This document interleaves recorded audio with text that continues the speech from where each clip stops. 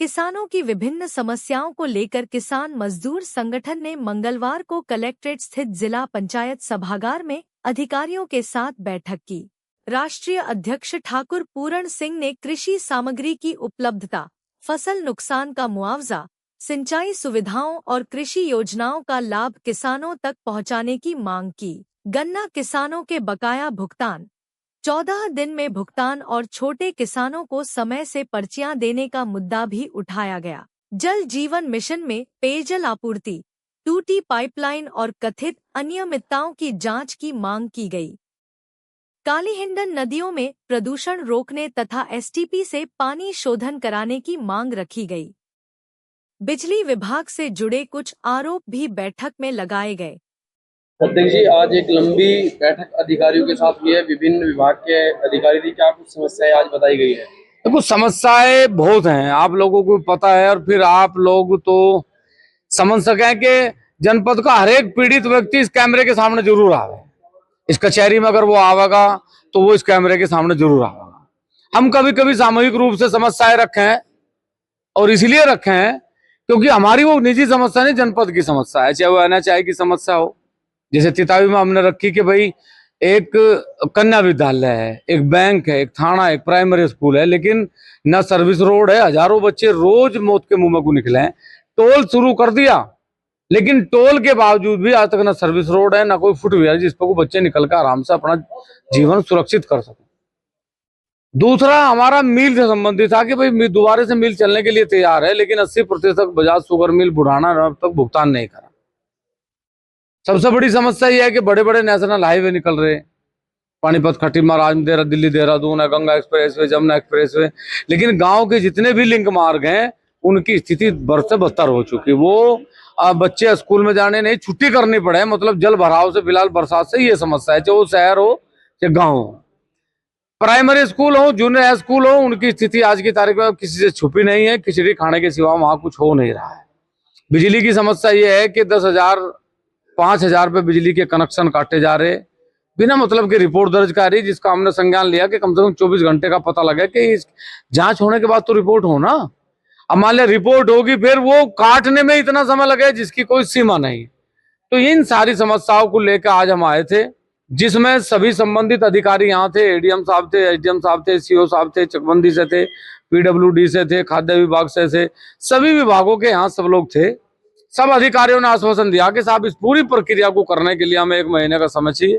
तो आज 1 महीने का समय हमने दिया, और ये भी कहा है कि यदि 1 महीने में ये सारी चीजों पे कोई भी काम नहीं होगा तो फिर इसी कचहरी में अनिश्चितकालीन धरना स्थल पर धरना शुरू करा जाए। आपने बिजली विभाग पर एक बड़ा गंभीर आरोप लगाया कि मुस्लिम गाँव में जाते हैं और सुबह 20 से 25 हजार रुपए कमा के आ जाते हैं, वही करके आ जाते हैं। मुस्लिम गाँव को तो फिलहाल सरकार ने और अधिकारियों ने अड्डा बना लिया, मतलब बिना किसी गलती के। मैं तो कह रहा अगर गलती है तो उसका दंड मिलना चाहिए, लेकिन वो जो दंड है वो ना तो शासन ना प्रशासन, उसे मात्र वो लोग दे रहे जो अनलीगल हैं।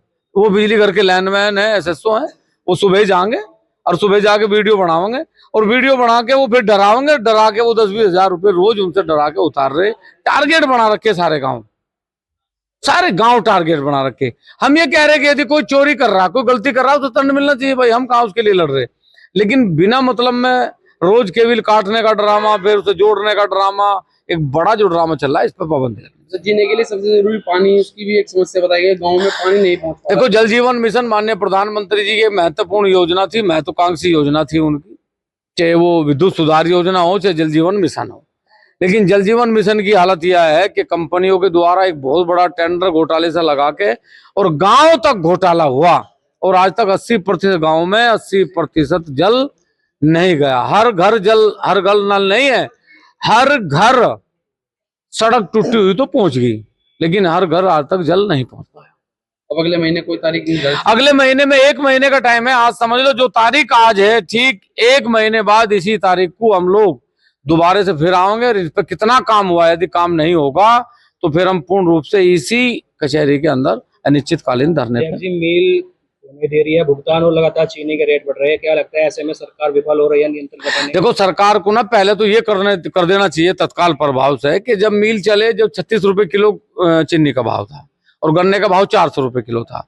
आज चीनी का भाव 63 रुपए किलो है, तो आज गन्ने का भाव ऑटोमेटिक 600 रुपए सरकार को दे देना चाहिए, तत्काल प्रभाव से आदेश करना चाहिए कि अब जब चीनी का भाव बढ़ा तो किसान को भी उसके बढ़े भाव का रेट मिलना चाहिए। जैसे मान लो कच्चे तेल के दाम बढ़े तो डीजल के दाम बढ़े, और डीजल के दाम, कच्चे तेल की कीमत घटी लेकिन डीजल के दाम की कीमत नहीं घटी। तो ये सरकार जो बिना मतलब का जो टैक्स ले रही, इसका कोई औचित्य नहीं है। गुजरात के अंदर सारे जितने भी टोल हैं, लोकल जो स्टेट के टोल है, वो सब फ्री हैं, नेशनल हाईवे को छोड़कर सब टोल फ्री हैं। लेकिन उत्तर प्रदेश में ये रुहाना पे आप जाओगे तो उसका सबसे महंगा टोल है, वो राज्य का टोल है। आप 6,500 करोड़ रुपया किस एडवर्टाइजमेंट पे लगा रहे, ये पता तो लगे ना एक बार। वो प्राइमरी स्कूल में लग रहे, जूनियर स्कूल में लग रहे, वो आयुष्मान कार्ड पे लग रहे, चिकित्सा पे लग रहे, सुरक्षा पे लग रहे। तो ये कथनी और करनी में अगर अंतर है तो हम नहीं समझ सकते। 2047 नहीं है, 5047 तक भी देश विकसित होने वाला नहीं है। समस्या को लेकर किसान आंदोलन करने की तैयारी है। देखो, किसान तो रोज ही बेचारा लड़ रहा, आंदोलन कर रहा।